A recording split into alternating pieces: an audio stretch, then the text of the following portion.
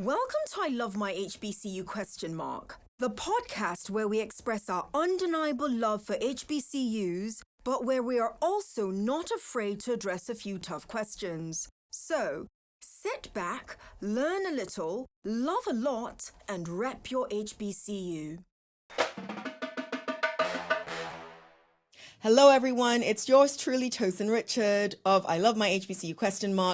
And I wanted to quickly get through that so that I can tell you who you're looking at right now. I have Carrington Whigham. She is, and I already said this to her, so I'm going to be fangirling a little bit throughout the entire episode. You are impressive.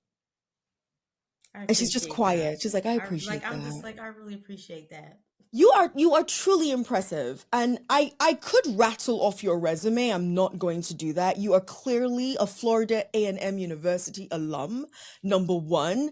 Also London School of Economics, also USC. Is there anyone I'm missing? That's it. That's it. For right now. No. For right now. And next is probably going to be Oxford, Cambridge, maybe even Harvard, Yale, all combined. I don't know. I said to her before we started recording, I was going to say, I can't wait. And I said, no, don't rush God. That's not fair. I look forward to observing and celebrating your journey. But tell us, if you read your resume, if anyone reads your resume, you are multifaceted, versatile, and extremely skilled. There is sports, there is politics, there is advocacy, there is entertainment, there's everything there.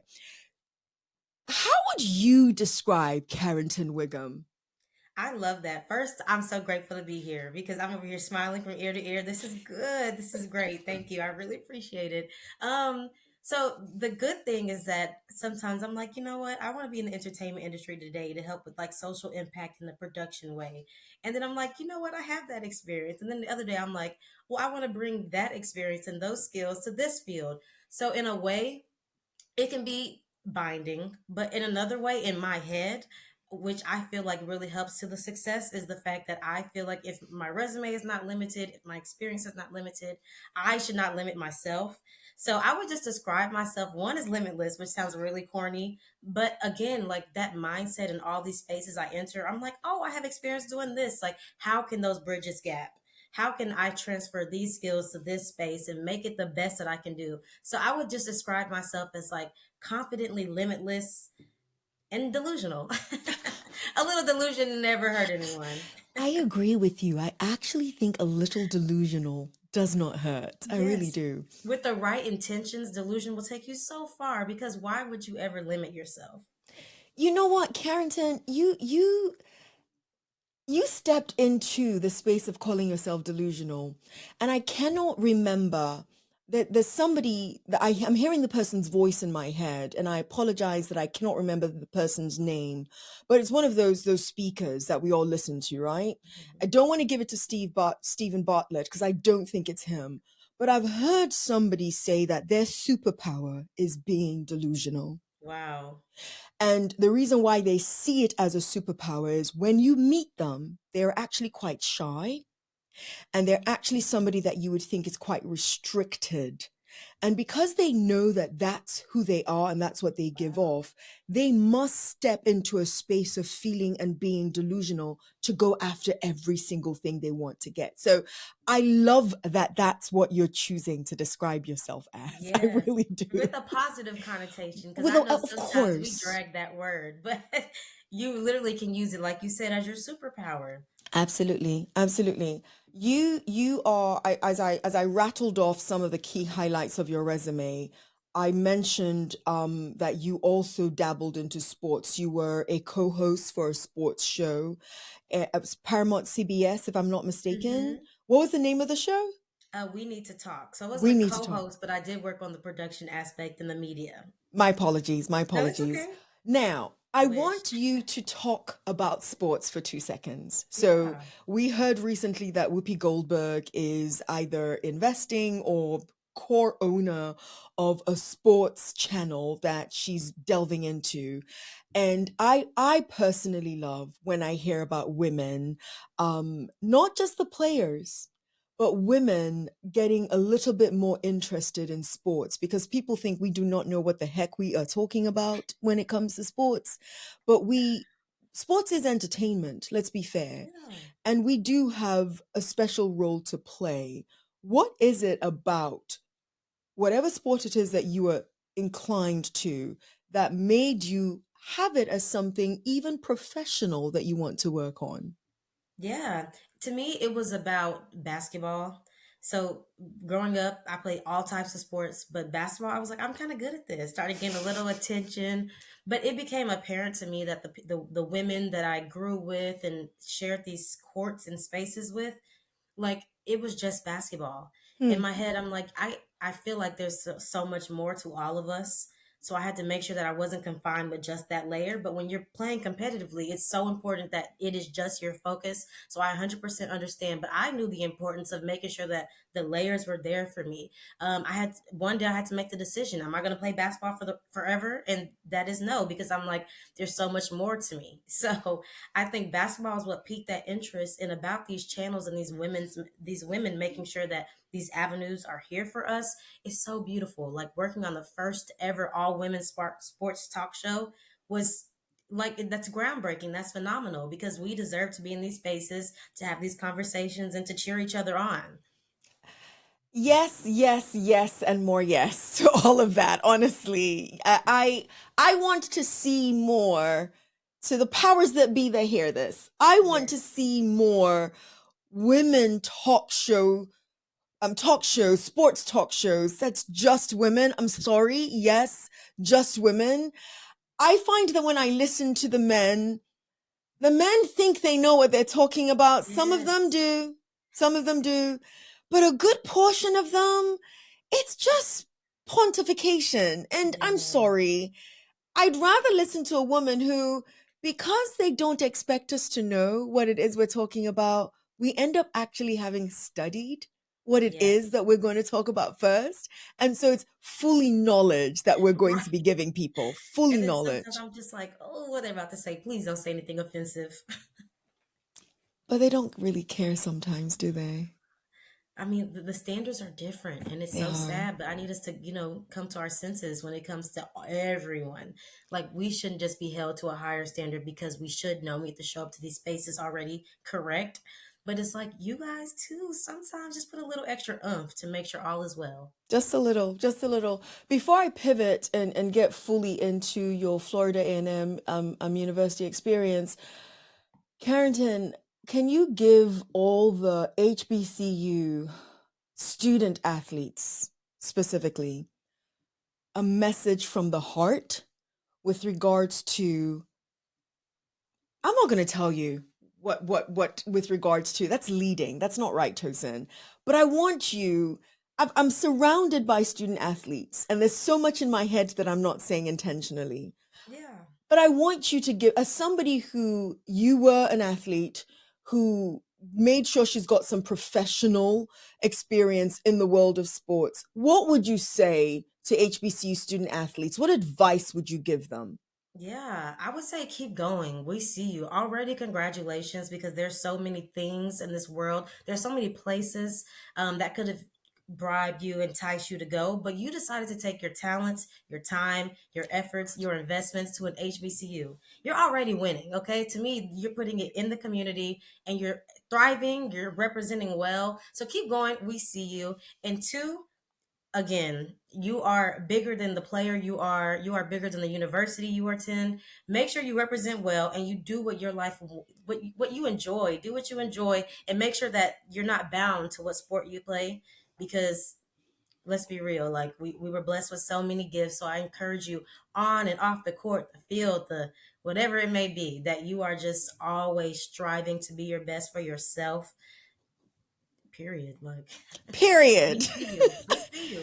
Wait, Carrington, you said a lot of things, and I wrote two things down. You said you are bigger than the university you play for. You also said you are bigger than the player you are.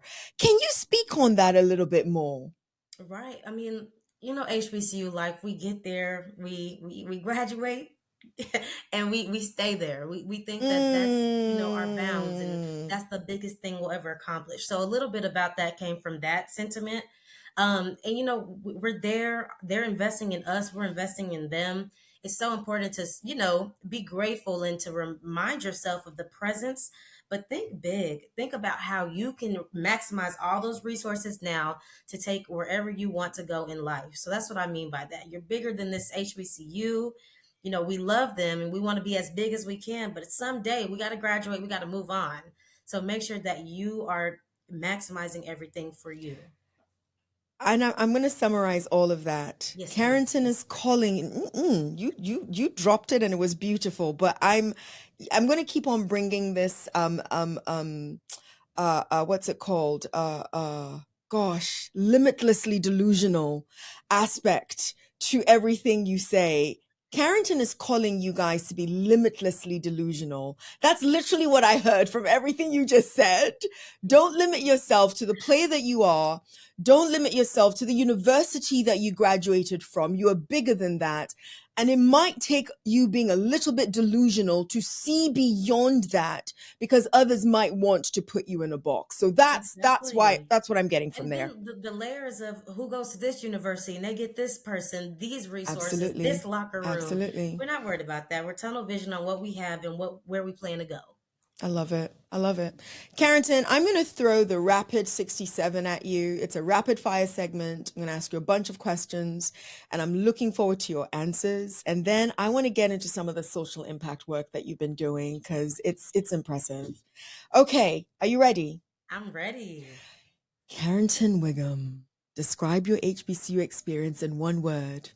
Amazing. Amazing. Her smile says it all. I love it. If your time in college was a song, what song would it be? I wish, like, what's the song like? Am I timed? Yes, you are, but go ahead. Okay. I'm trying to think like it's like live in the moment, like it doesn't last forever, like make it last forever. yeah. Sorry, we like to party. How about that? We like to party. Okay. We like to party. Okay, I'll take that. If you remember, what was your best meal in college? I think it was fried chicken Wednesday. 100%. Fried chicken Wednesdays. Okay. 100%. What would you have wanted to tell your college roommate but didn't? Ooh. Have more grace on yourself. Have more grace on other people. We're all learning. Have more grace. Have more grace. That's powerful. There's a lot she's not saying there. All right, here's my last question. My last question. On a scale of 1 through 10, how good of a student were you? I would say 8. 8? Okay. I thought she was going to go straight to 10. Sometimes when I was tired. Like, push through, Miss Ma'am. I love it. All right. Shout out your favorite professor and what did they teach? That's the last question. Yeah. Oh, man. So many good ones. But I have to say Lisa LeRae, because for like as a theater minor, I felt like of course we learned what we had to learn in that class, but it was so transferable to life. She became a mentor. Literally, I had her my freshman year, and every year I'm like, hey, I'm back. She's like, I know you're back. Happy semester. Like, but yes, she has just been such a pillar in my FAMU experience. Thank you, Lisa LeRae, wherever you are, for all that you do. It is much appreciated. You are proudly from Texas, and you found yourself at Florida A&M University. Tell us your college selection journey. You could have picked anywhere. Why Florida A&M? It's so funny because my whole life I trained in theater, like high school, performance arts high school, and from freshman year, it's like you work until your senior year to audition to conservatories. It's called College Senior Showcase. And so all these colleges came, Juilliard, blah, blah, blah, blah, blah, blah, like these big institutions. And I did what I had to do. And then I was like, I'm going to FAMU. And I'll be honest, they were like, what is FAMU? I'm like, please, just you'll see later. Like, don't believe me, just watch. So, that was already tough coming from an environment that had no idea. But I will tell you, I am a third generation Rattler. My grandparents, my dad, who was also SGA president, and me. So I was like, but if I weren't going to go, sorry, Dad, if you watch this, it's because of my dad. Because diehard Rattler, like all my life. Like we're trying to, have a serious moment and we're playing the Marching 100 in the car on the way to somewhere important. I'm like, can we turn this off? So he would be the reason I didn't go, but 100% the reason I did. I love how he would have been the reason you didn't, but Yes, also the reason you did. So like a it stubborn seems teenager. legacy for you that you were going to end up possibly at Florida A&M University. Yes. So let's take Dad's. Gosh, you followed in some. Was it intentional to follow on those footsteps? Because you said he was also SGA president, and we know you were SGA president at I was about to say FAMU, at Florida A&M University. Was that intentional, or did you just find yourself being aligned to some of these same things that he had already paved the way for? Right. I found myself aligned. And then before I went, I did a lot of research. I'm like, oh my goodness, student government can do this, that. I was already active in high school. Absolutely. So I was like, these align. SJ president wasn't always the vision at the beginning, but I'm like, absolutely. Like, I would just love to serve the student body in that way. Okay, okay, okay. This is a tough one for you, but one that I implore you to be as honest as you possibly can. Yeah. She's like, what is she about to ask Uh-oh. me? We know. I believe that you, in making things better, sometimes you have to admit the things that aren't working so well. You were SGA president, which means that there is some response. And you were also trustee, so Yeah. she was a lot of things, guys. um. What one thing do you think would have made or would make the experience for Rattlers a lot better? Yeah, I think direct resources 100%. Um, it's kind of if you know, you know, and I don't think that's the best aspect of an institution that we're all like investing in and hope invest in us. And I only say that now is because I've been to other institutions, other Mm, universities, mm, and I'm like, wow, like this is just a little different. I have to be honest about that. So, I was lucky because I was in the forefront to be able to be like, oh, this opportunity came, but that's not every student's case. mm. So I would say direct resources. We're Black by popular demand. It's no reason that people aren't banging at our door with opportunities all the time. So I would say that. So I'm gonna have us go down not a rabbit hole, but I'm gonna have us dig a little deeper into that statement. You don't know this, but I'm also an administrator at an HBCU. Nice. And my question for you, because when I hear someone like you say direct resources, and you also said something extremely key, because you were at the forefront, there's some opportunities that Carrington is going to hear about that other students may not Absolutely. hear about. However, there's some entities that make sure that the opportunities are university wide. Most of our career resource departments at different institutions, I know several honors colleges at different institutions make sure they filter Yeah. information out. What can we, and now I'm taking off the conversationalist with Carrington off the table, and I'm taking the administrator who wants to learn to do better on the table. What can we do to get students more interested in applying to some of these opportunities? Mm. Because sometimes it isn't, I promise you, I can only speak for Tosin.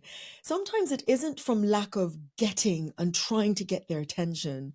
Sometimes it's like, okay, we're begging you. What can we do, Carrington? How do we reach the current population of students to get them to take on those opportunities? Right. I mean, this is the challenge we just had for this 2024 election, right? We're like, we have these narratives and we have people we want to reach, but how do we do it? So our plan was to reach them where they were, reach them how they want to gather and receive this information. So I think that'd be a good start. Like, where are you guys, and what spaces are you not? What things do you care about, and how do you like your information? Is it like a short little video? You want to know everything. I doubt it's a long email. A lot of times they come in a long email. I am reading that email. Majority of the population is reading that email because the resources is there. However, there are some students that are not, and they still deserve and they should put in the effort to gain those resources. So I think a good strategy would just be, how do you want this information? Is it short video? Is it little baby graphics? QR codes that just takes you directly to what type of resource it is. But as digestible as possible seems like to be the key, seems as digestible as possible seems to be the key of today. Okay. Okay, we're gonna keep working on it, Carrington. As possible. I know it's like only so many avenues you can go. It's That's like, the truth. Because I'm listening to Carrington and I'm like, oh, we do that though. We do this and right. we do that. And but so we're just going to keep trying and keep doing, because the eventual goal is that they get the resources. The Right. eventual goal is that they have access. And so we're just going to keep doing the things. You introduced a subject matter that I was going to bring up. You had a role in your own region with regards to the now, unfortunately for some, failed Harris-Walz campaign. Um, it was monumental. So I heard a lot of people say, and again, by the time people watch this, we will all know that it was a failed campaign, in the sense that the 47th president of the United States of America is going to be another term of Donald Trump. For some people, right? It wouldn't have mattered which one won. I've heard people say that. Can you describe what impact it had on you, if you feel like sharing, to have the first minority, because she's severally identified, the first minority Black woman as a that got this far? Because we did have Chisholm. I never ever forget that. So she's not the first to run, but she's the first that got this far, if we're being honest. What did it feel like to be part of that campaign? And what did it feel like to find out that it was a failed campaign? Yeah. To be a part, I automatically dropped what I had going on. Like I knew that I had to be a part because it was something that was all hands on deck. Um, Everyone I was around, I'm like, you guys, this is very important. But at the end of the day, we have one mission, that is to elect Kamala Harris. So I think it felt so much bigger than me. I hate to say that, but every day, even when I was tired, even when I had to travel so much, I would just love to stay in my bed. I'm like, this is so much bigger than me, and to be here on the forefront, on the battlefield, was just it was amazing. And to see how like proud my parents were, and just to know that I'm doing this for my little cousins, for little girls, for everybody everywhere that doesn't look like the traditional, it meant a lot. And then for us to lose and to have seen so many faces that shared the same vision of hope, that shared like the same vision of opportunity, it was really sad when we got the results so soon. You go to sleep and you wake up and you're like, what? This is not real. In fact, it was. So I think though it hurts, it's just so nice to know that there's a population out there that is still willing to champion democracy, love, our neighbor, and all the great things that still make us who we are, despite the outcome. I'm sorry. No, you're fine. You're fine. That was, yeah, that sounded very heartfelt. And I appreciate it. B, it reminds me of the several students that I spoke to who share your sentiment. It also reminds me of the several students that I spoke to who don't share the same sentiments, right? I used to be a news junkie. I don't ingest as much news as I used to. I grew up with a father who, um, I'm not kidding. I was the kid at the dinner table. My dad's like, okay, so Tosin, so what was on BBC today, and what was on CNN, and what, like, we gave news digests, honestly, when we were younger, and it wasn't always as specific as him asking us news channels, but we discussed news stories from around the world. Same. I had students tell me this past few weeks that they don't trust the news as much anymore. Yeah. And for the ones who now identify as either independents or unaffiliated, specifically, there are two people that I literally see in my head as I say this. they feel the Democratic Party is broken. Yeah. They're not concerned about the Republicans. They're not even thinking that. They're just like, Mhm. hold on. The Democratic Party is broken and they're not speaking to me. And I'm not talking about me based on race alone. They're not speaking to me based on what I want out of life. Number one, have you heard that or Mhm. similar? And number two, as somebody who worked on the Harris-Walz campaign, I'm going to make the assumption that you are a Democrat. Do you think the Democratic Party needs to take a look at addressing some populations a little bit differently the next go around? And if it's like, hey, Tosin, we just finished this and I don't feel like delving into that, I'll take that too. But if you feel like delving into it, I'd love to hear your response. Yeah, I feel like it. I love that question. The work continues. We didn't get the result, but the work continues. Like that's what they want us to do is stop. I have heard that sentiment about just all populations being addressed, being heard, being seen, which we try our best, but again, it only makes sense for us to make sure it's important for everyone to be seen because that's what we try to champion for all people. The other side, it's more about like doom doom doom doom doom. You fit in, you don't. But we're about all people.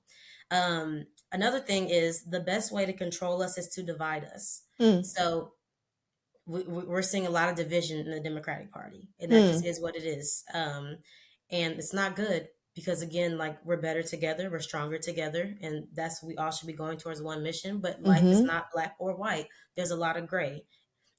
However, I do wish that the same standard that the Democratic Party is being held to was held on the other side. Like that just is something I wish, but we know that it's just not that simple.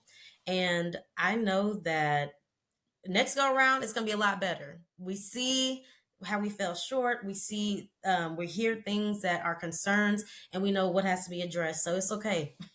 Like the comeback is gonna be worth it because now there are things to have learned, and that's what you do from those things that you find. You improve on them and you move forward. I'm going to throw this at you, Carrington, because Carrington Yeah. is taking everything I'm throwing at her, and I love you for this. Carrington, do you think she'd run again?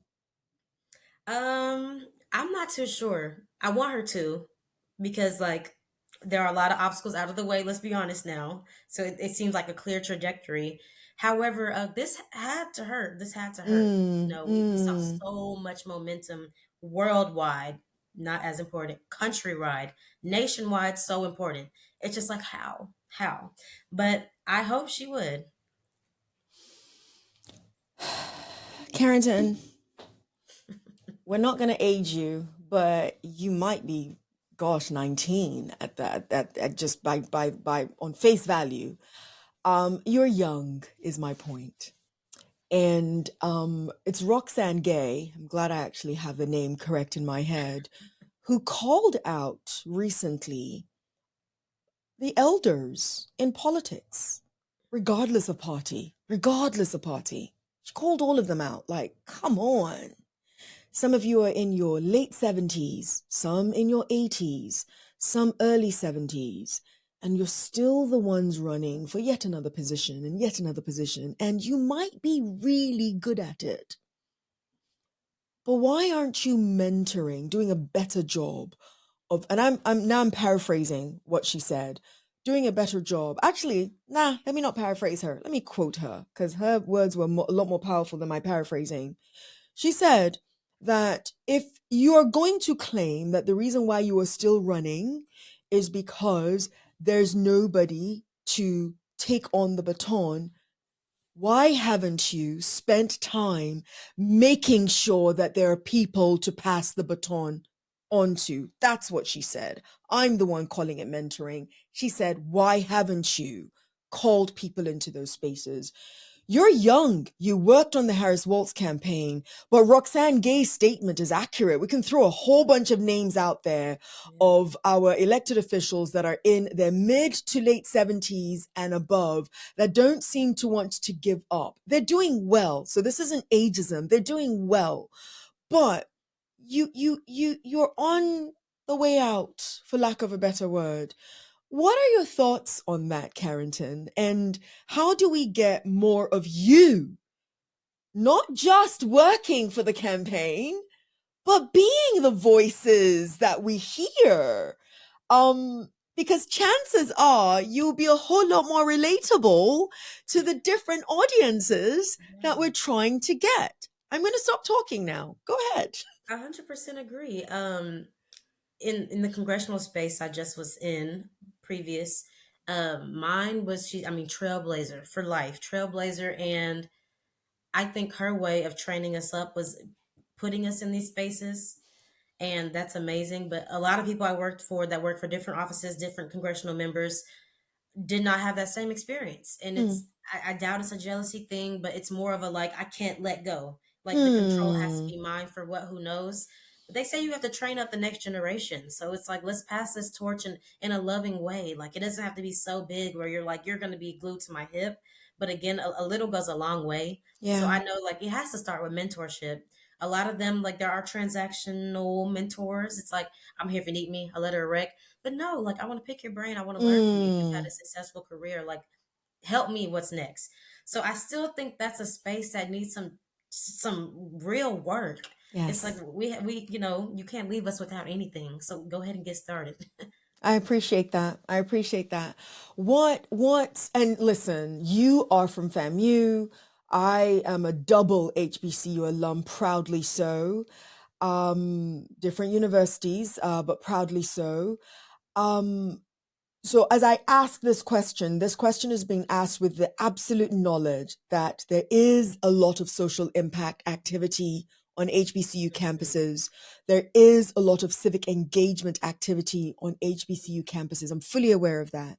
Having said that, what would you say the role is of HBCUs in driving a lot more social impact, whereby it's, and this is the key for me, I'm sorry, whereby it's not just perceived noise, but impactful action. And what I mean when I say it's not just perceived noise, they can count on HBCU students to get riled up when something goes wrong and we're going to be out in those streets protesting. We are going to make sure you hear our voices. And there is absolutely the role of protest. I say this with my students all the time. There's absolutely the role of protest.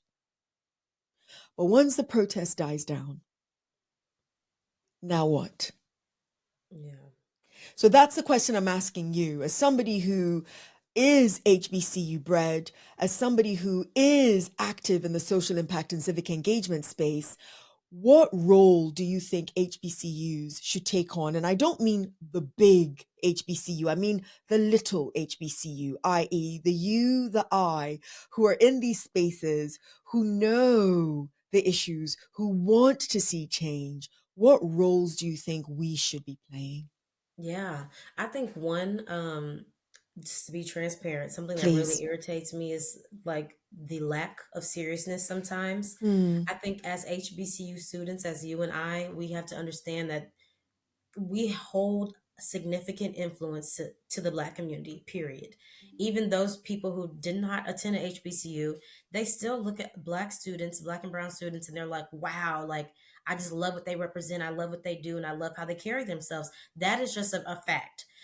So one, I need the seriousness to remain, especially when it's time to get serious, because people are indeed looking at you. They're expecting to see what you say and hear your moves. Two, I think for life, I think people need to just grasp onto what they care about. Hmm. Like Hmm. for education is something I care about. There are a lot of things I care about, but that's something until it's going to be perfect, which it might not ever be, that I'm always going to champion. So it's just real. Like you stay active, you stay involved, you stay educated in these spaces. So one, okay, so that was a long way of saying stay involved, stay educated. Um, a lot of things are being done for us, about us, with us not even at the table. So it's like, why Hmm. would we not even educate ourselves about what's happening? And then three, I'm gonna say just enjoy the ride. You know, we win some, we lose some, but we have to enjoy this ride and find hope and find happiness in the midst of the chaos. Because I mean, have you ever like always got what you wanted? No, it's just life, it's the reality. But when you don't, you're like, okay, well maybe next week again, maybe next week, maybe next year, maybe 2026, maybe 2028. But either way, we got to enjoy this ride and grasp what we are given. We take the L's, we take the wins, and we keep moving. Carrington, I will till the day I draw my last breath. So something my students know about me. Let me hype myself up for I would love to be 2.5 one of your seconds. students. You would have had a blast, I promise. Something my students know about me is I don't have to agree with you. I don't even have to like you, but I am going to advocate for your voice until I draw my last breath. I wish you could see inside of my heart as you were talking. Because as you were talking, I literally was like, this is why I need them to hear the Carringtons of the world. So, and I'll tell you what hit me hard. It's November. We're recording this in November 2024. So whenever you end up hearing this, we're recording this in November 2024. And we all know that in the United States of America, there was an interesting election that happened recently with an interesting result.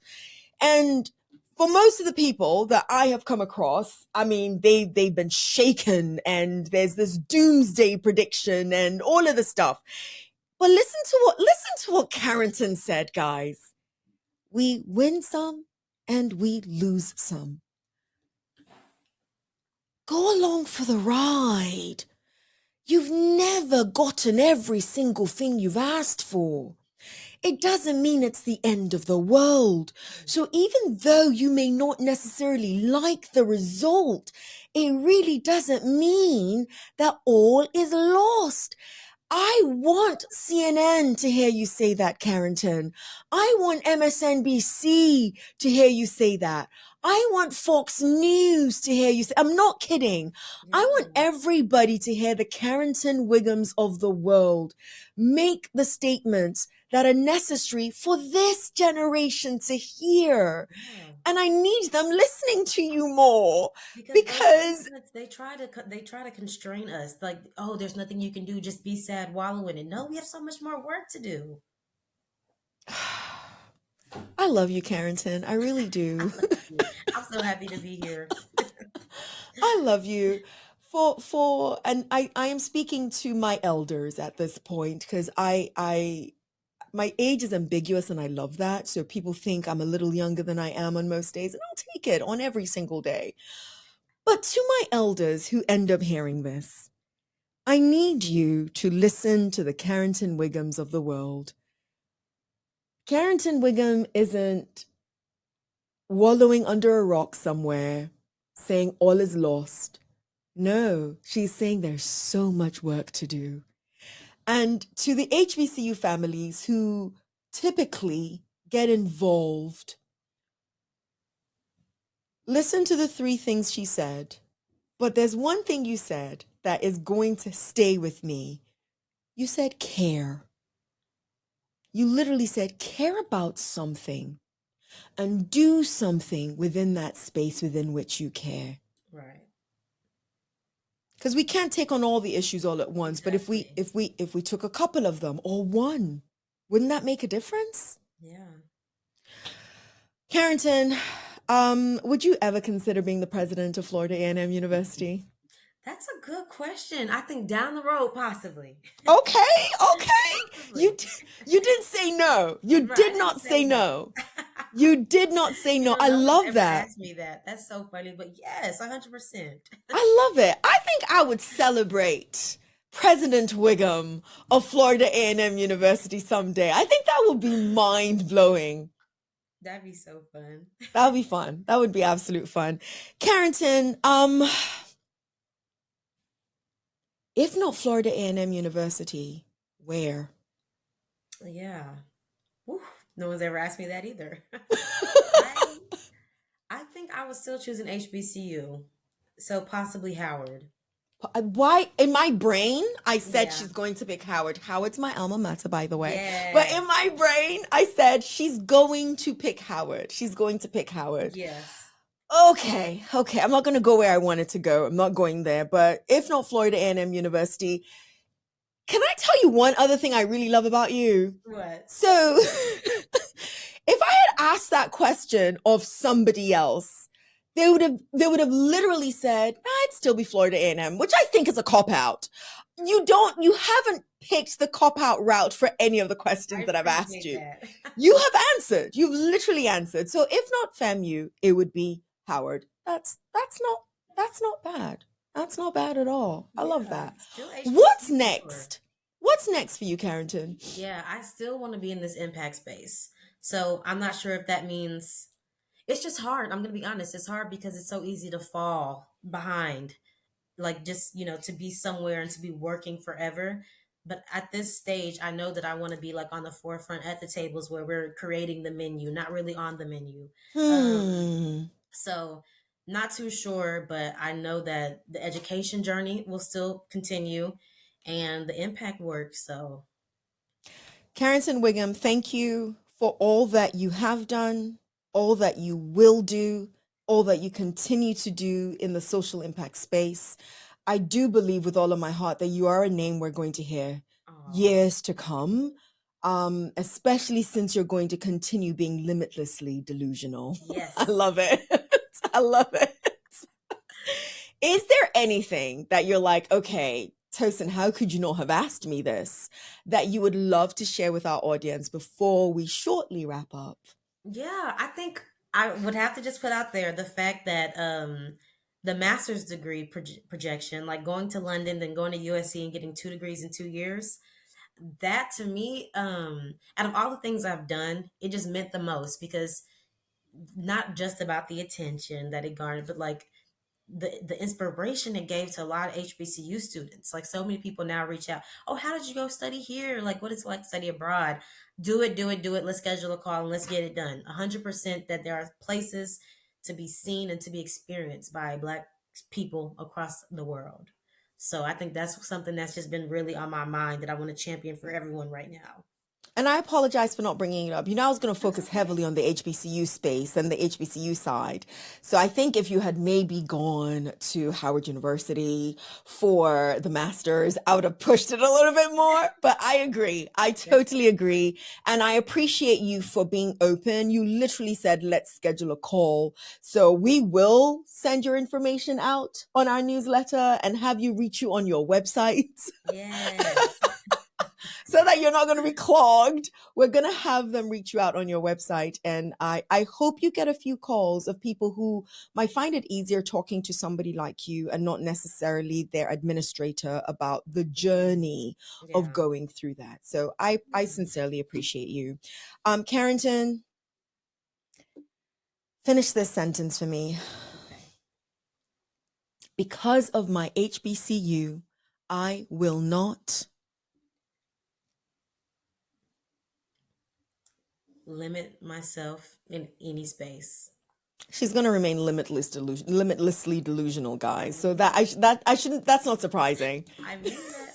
She I means even it. people I met after my HBCU. Oh my gosh, you're so well. I'm like, baby, I went to an HBCU. That's what we do. This is the standard. I love it. I love it.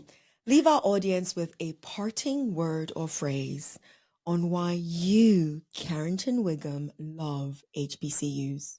Yeah, I love HBCUs because it was a space for development, a space for growth for people who look like you, who people that look like you but aren't like you. That's such a beautiful experience to have. If not you, then who? So just make sure that you are always in these spaces fighting for yourself, fighting for your community, and what's bigger than you. Make sure you keep that at the forefront and rock on. Have a good time. Enjoy the ride. Enjoy the ride. I love it, Carrington. Thank you, Carrington. Thank you, future President Carrington Whigham, for joining me today. And to those tuning in on YouTube, those listening to us on any of your audio streams, thank you for tuning in to I Love My HBCU question mark. I know that I have enjoyed every bit of this conversation with future President Carrington Whigham, alumna of Florida A&M University. And I hope you have enjoyed watching and listening. It is impossible for you not to go ahead and like this episode because of Carrington, not me. Till next time, yours in HBCU love, Carrington. Thank you so much. Thank you so much. Thank you so much.